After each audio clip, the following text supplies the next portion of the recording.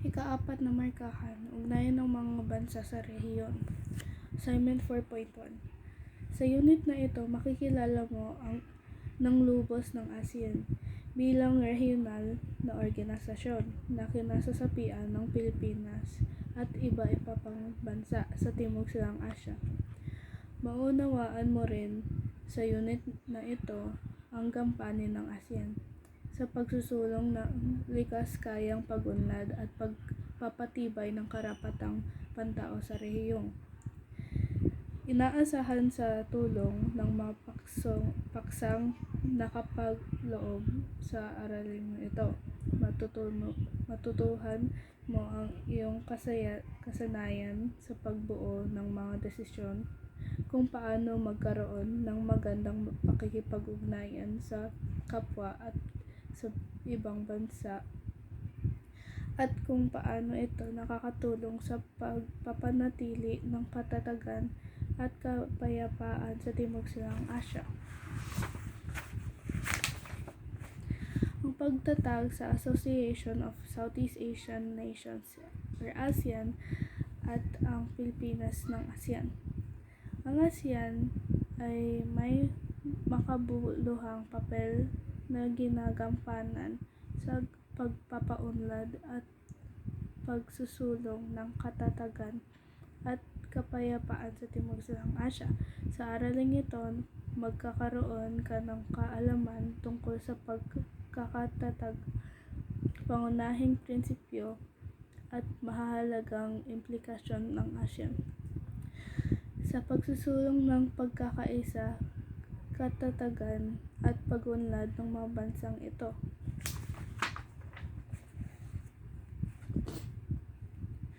Mahalaga sa bawat bansa sa Timog Silang Asya ang pakikipag-ugnayan.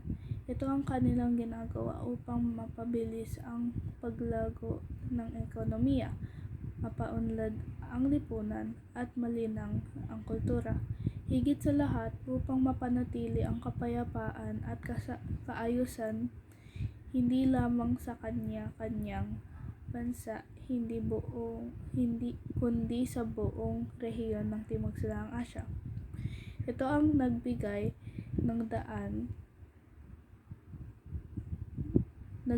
daan sa pagkakatag ng ASEAN o Association of Southeast Asian Nations. Pagtatatag ng ASEAN, pagsilang at pag-unlad ng panloob at panlabas na regional na ugnayan ng ASEAN.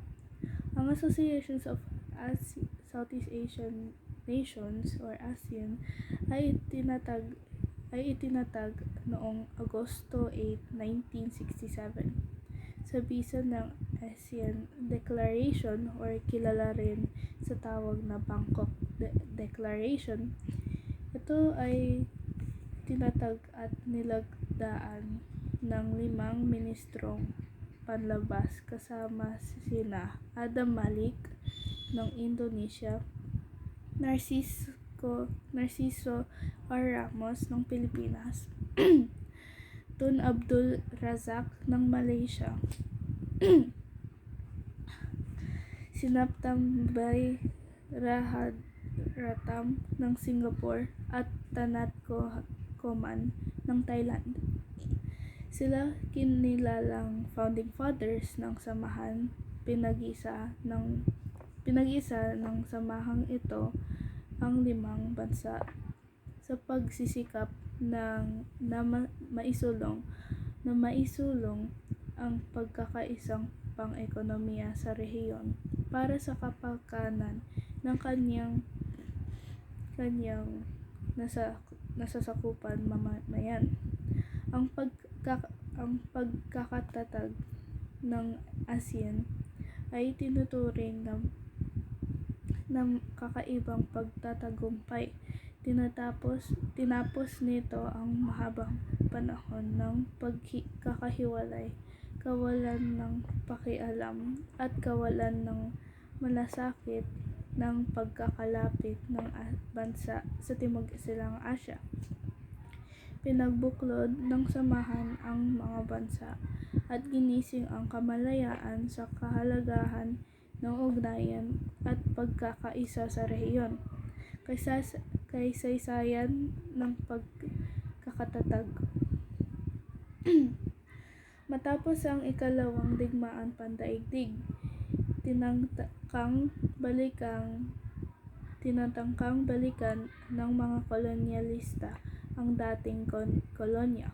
Ngunit dahil sa hindi nila naipagkaloob ang inaasahang proteksyon laban sa mga Hapones, hindi sila nabigyang katwiran ang kanilang pagbabalik.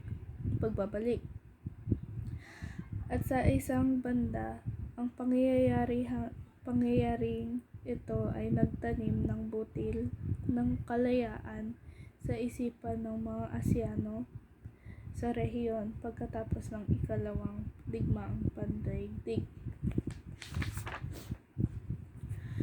Ang sitwasyong ito ay lumikha ng kinakailangang hakbang at istruktura upang magkaroon ng ugnayan ang mga bansa sa rehiyon. Sa pagkakataong ito, ang Thailand na nag-iisang bansang hindi nasakop ng sinumang kolonyalista ay nakadama ng tungkulin gumawa ng paraan upang maiwasan ang anumang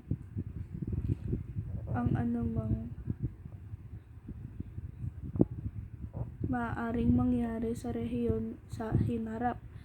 Sa pagkakataong ito, sinubukan ni Priti Panom yung panlabas na ministro ng Thailand na isulong ang pagtutulungan sa rehiyon.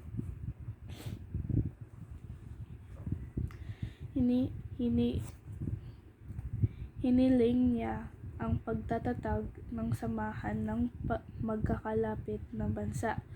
Binisita niya ang mga kalapit na bansa hanggang sa mabuo ang Association of Southeast Asia or ASA na binubuo lamang ng Thailand, Pilipinas at Federation of Malaya. Kasalukuyang Malaysia, North Borneo, Sarawak at Singapore. Noong Hulyo 31, 1961, gayunpaman ito ang kauna-unahang organisasyon ng pagtutulungan sa rehiyon. Pagtatag at pagtatapos ng Association of Southeast Asia.